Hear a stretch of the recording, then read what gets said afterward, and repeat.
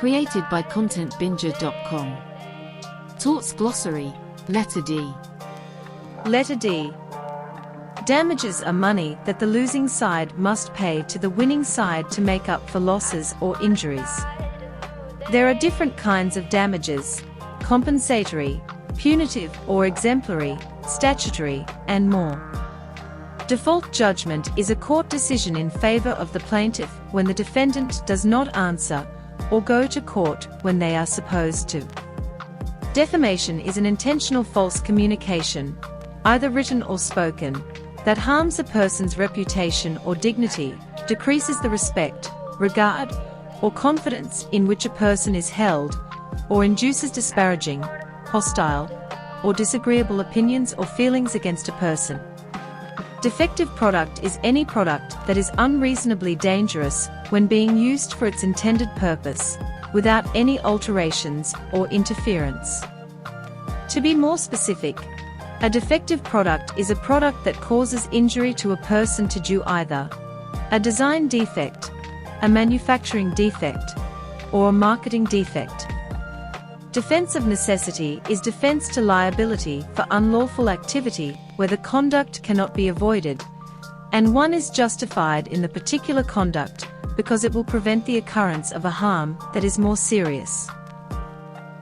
In tort law, there are two different categories of the necessity defense that can be employed: public necessity and private necessity.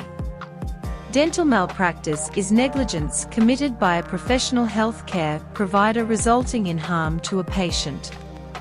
In most instances, dental malpractice law adheres to the same tenets as medical malpractice law.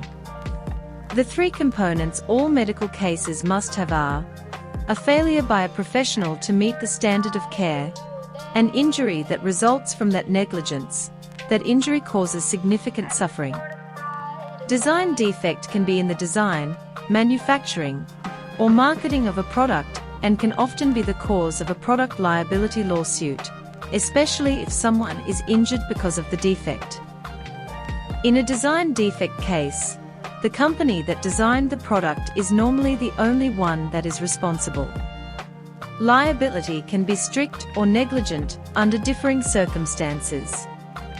Detenue is a common law action for the recovery of a personal chattel wrongfully detained. Disparagement is the publication of false and injurious statements that are derogatory of another's property, business, or product.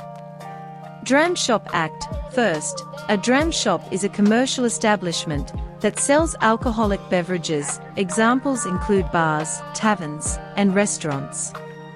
Second, this act gives citizens the right to sue bars for over-serving patrons who then go on to hurt someone, such as from drunk driving. Some jurisdictions allow for the person who was over-served to bring an action against the establishment, while others limit it to the third parties. Due care is the care that an ordinarily reasonable and prudent person would use under the same or similar circumstances. It is the act of performing the maintenance necessary to keep something in proper working order. It is also the practice of someone abiding by what is expected of him in a given situation. In other words, due care refers to being sufficiently careful. Duty of care is someone's duty or responsibility to act reasonably and exercise prudence in a similar situation to avoid causing harm to another. To differentiate from due care, I will mention that the duty of care is a legal term referring to a legal obligation to the person. Due diligence applies the idea of reasonable to how a person acted under the particular set of circumstances at issue. As you can see, due care, duty of care, and due diligence are closely related with just slightly differing definitions. Duty to inspect is a property owner who has a duty to take reasonable care to protect business invitees from any known dangers on the property and to examine for and discover unknown risks. The same heightened duty of care would not apply to licensees or trespassers. Duty to warn is the legal obligation to warn people of a danger. For example, Manufacturers of hazardous products have a duty to warn customers of a product's potential dangers and to advise users of any precautions they should take.